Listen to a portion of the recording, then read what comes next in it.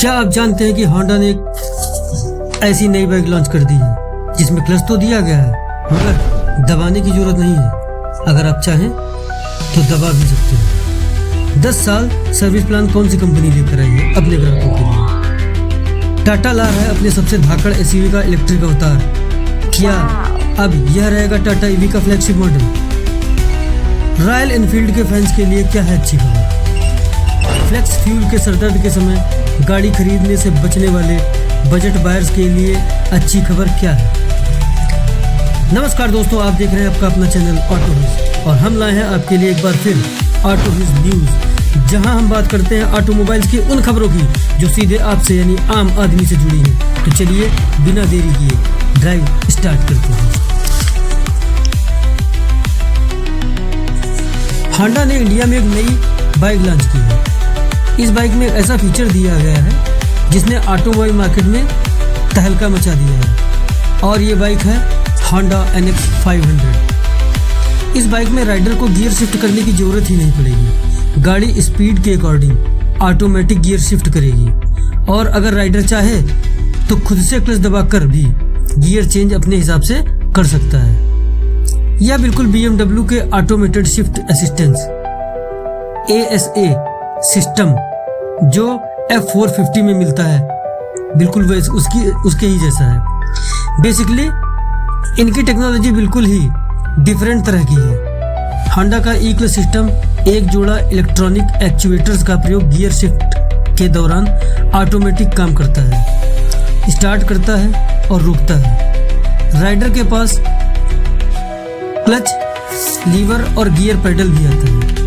ई-क्लच technology की वजह से होंडा ने NX 500 का प्राइस बहुत बढ़ा दिया है। ई-क्लच में 7.44 लाख की गाड़ी 1.11 लाख तक की इंक्रीज हो जाती है उसकी कीमत।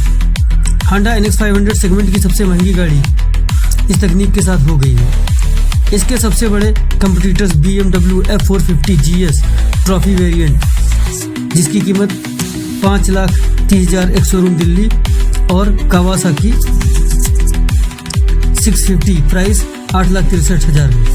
NX 500 में 471 सीसी का liquid cooled twin cylinder 6 speed gear box वाला इंजन मिलता है। इसमें नए स्टील डायमंड फ्रेम, नए फ्रंट फोक्स और pre loaded adjusted monoshock suspension use किया गया है। फ्रंट में डुअल डिस्क ब्रेक और रियर में डुअल चैनल ABS दिया गया है।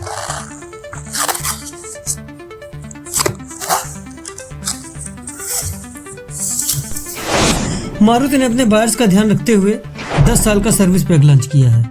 MISL का यह मेंटेनेंस प्लान प्राइवेट और कमर्शियल दोनों तरह के ग्राहकों के लिए है।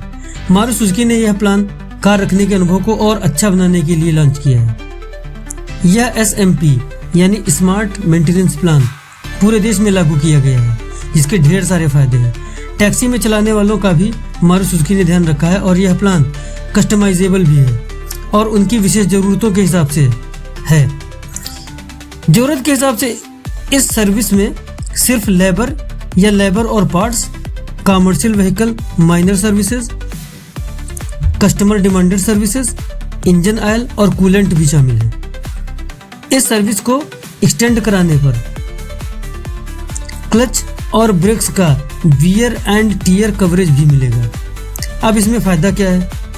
इस SMP यानी स्मार्ट मेंटेनेंस प्लान में लेबर कॉस्ट पर 10% की बचत, पार्ट्स जो गाड़ी में पड़ेंगे उन पर अलग से बचत, कंज्यूमेबल पर भी अतिरिक्त बचत होगी यानी जो इंजन ऑयल वगैरह पड़ता है। इसके अलावा भविष्य में कीमतें बढ़ने पर भी पुराने रेट्स पर आपको सारी सर्विसेज प्रोवाइड कराई जाएंगी। मारुति के यह plan prepaid after sales maintenance plan होंगे। टाटा मोटर्स अपने EV सेगमेंट में एक और धमाका करने जा रही है। टाटा अपने EV सेगमेंट में सफारी को लाने की तैयारी कर चुकी है। टायरोना कोडनेम वाली सफारी हैरियर की तरह एक्टिव प्लस प्लेटफॉर्म पर बनेगी। सफारी टाटा की फ्लैगशिप EV मॉडल होगी। अभी तक हैरियर टाटा का EV फ्लैगशिप मॉडल रहा है। इसमें हैरियर वाली 65 किलोवाट आवर और 75 किलोवाट आवर वाली बैटरी पावर सोर्स की उम्मीद है। सफारी का हैरियर से वेट ज़्यादा होने के कारण इसकी रेंज हैरियर से थोड़ी कम होने की उम्मीद है।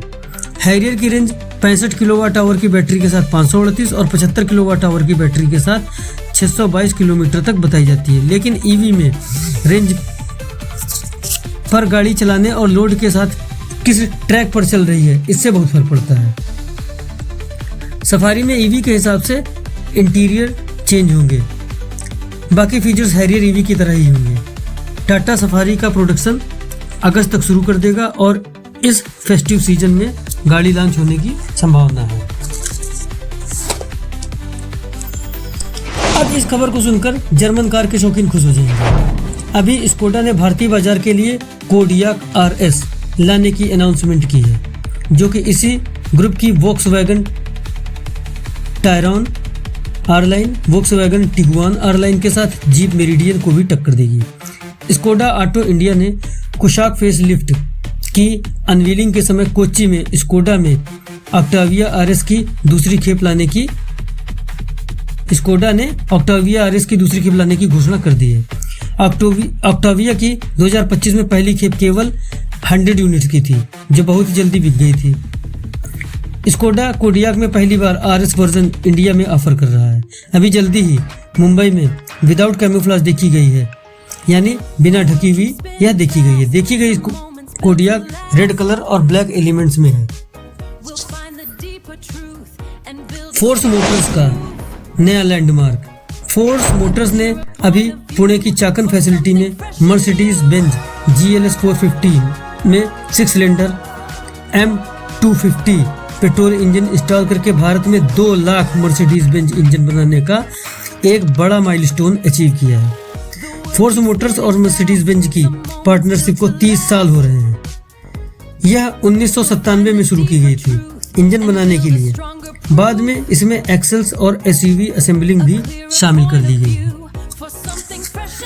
और अब रॉयल एनफील्ड क्लासिक 350 यानी बुलेट के शौकीन इस खबर को ध्यान से सुने, आप खुश हो जाएंगे। चेन्नई में रॉयल एनफील्ड क्लासिक का E85 टेस्टिमोनियल देखा गया है।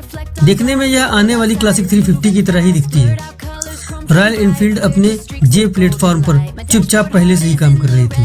अभी इसके इंजन की डिटेल्स पता नहीं है, लेकिन यह पुराने 349 सीसी यानी 349 सीसी इंजन पर ही बेस्ड होगा, जो 20.2 bhp और 27 न्यूटन मीटर का टार्क बनाता है। अभी आने वाली बाइक का इंजन E20 कंप्लायंट है। E85 से E100 कंपैटिबल बनाने के लिए इंजन में बहुत से चेंज करने पड़ेंगे। मारुति सुजुकी ने भी पेट्रोल में इथेनॉल मिलाने की सनक भरे फैसले से आखिरकार निपटने की तैयारी कर ली है। पर्यावरण दिवस 5 जून से ठीक एक दिन पहले 4 जून को अपनी पहली flex fuel car wagon R launch कर दी है। फिलहाल मारुति ने अपनी 2 कारें वैगन आर और फ्रांस के बारे में बताया है, जो फ्लेक्स फ्यूल पर चलेंगी। अभी वैगन आर लॉन्च हुई है। मारुति फिलहाल इसको सिर्फ टैक्सी के लिए बेचेगी। अभी तक taxi version wagon R tour H3 आती थी, जिसमें 1 लीटर 3 सिलेंडर इंजन मिलता था, लेकिन यह फ्लेक्स फ्यूल वैगन आर के टॉप वर्जन ZXi प्लस के 1.2 लीटर इंजन के साथ आएगी। इस तरह से इसकी कीमत पुराने टैक्सी वर्जन टूर से 1.35 लाख से 2.25 लाख तक महंगी होगी। नितिन गडकरी के टैलेंटेड बच्चों का घर चलाने और संघियों की देश के प्रति जिम्मेदारी दिखाने के चोंचले की कीमत चुकानी पड़ेगी अच्छे से। इथेनॉल से इंजन खराब न हो, इसलिए इसमें बड़े बदलाव किए गए हैं, जैसे नए फ्यूल इंजेक्टर, नए फ्यूल पंप और फ्यूल लाइन। देशभक्ति में मरे जा रहे संघी कह रहे हैं कि गाड़ी खराब नहीं होती, तो फिर इंजीनियर पागल है इसका मतलब। गडकरी के रोड पुल जो 15 दिन नहीं टिक रहे, बनते ही सावरकर बन जाते हैं।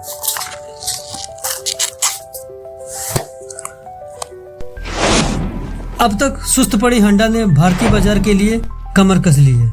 अभी तक होंडा इंडियन मार्केट में सिर्फ 3 कार बेच रहा था, जिसमें अमेज जिसके 2 जनरेशन, इलेवेट और होंडा सिटी थे। अभी होंडा ने 22 मई को होंडा सिटी फेसलिफ्ट और होंडा के इंडियन मार्केट में फ्लैगशिप मॉडल ZR-V को लॉन्च किया है। ZR-V के लिए भी होंडा ने बुकिंग ओपन कर दी है। ZR-V को CBU में इंपोर्ट किया जाएगा, इसलिए यह थोड़ी महंगी रहेगी। इसकी कीमत 40-50 लाख रुपए एक शोरूम होगी। 40 से 50 लाख रुपए एक शोरूम होगी। ZR-V एक क्रॉस ओवर डिज़ाइन लैंग्वेज में होगी, यानी इसमें होंडा सिटी की तरह ग्राउंड क्लियरेंस की दिक्कत नहीं होगी। होंडा सिटी में ग्राउंड क्लियरेंस कम होने की लोग अक्सर शिकायतें करते हैं। होंडा सिटी में 165 mm का ग्राउंड क्लियरेंस मिलता है, जबकि होंडा ZR-V में आपको 180 mm का ठीक ठाक ग्राउंड क्लियरेंस मिलेगा। ZR-V में 2 लीटर स्ट्रॉन्ग हाइब्रिड इंजन मिलता है, जो 184 HP की पावर और 315 न्यूटन मीटर का टॉर्क देता है, जो कि अच्छे नंबर्स हैं। इतनी ज़्यादा पावर होने के बाद भी 22.97 किलोमीटर पर लीटर यानी लगभग 23 किलोमीटर पर लीटर का बेहतरीन माइलेज देती है। इसका डिटेल वीडियो जल्दी ही आपके लिए बनाया जाएगा। होंडा का 0 अल्फा EV, प्रील्यूड और एलिवेट फेसलिफ्ट 2027 तक इंडियन मार्केट में होंडा ले आएगा। होंडा इंडिया में अपनी अकॉर्ड, सिविक, CR-V जैसी गाड़ियाँ। तो ये थी ऑटोमोबाइल फील्ड की कुछ चुनिंदा खबरें। दोस्तों, आपको वीडियो कैसा लगा अपनी राय कमेंट में बताएं, और वीडियो अच्छा लगा हो तो वीडियो को लाइक, शेयर और सब्सक्राइब जरूर करें, क्योंकि आपके सब्सक्राइब करने से ही चैनल को जान मिलती है और हमको और भी ज़्यादा मेहनत करने की इंस्पिरेशन। ऑटोविज की तरफ से धन्यवाद।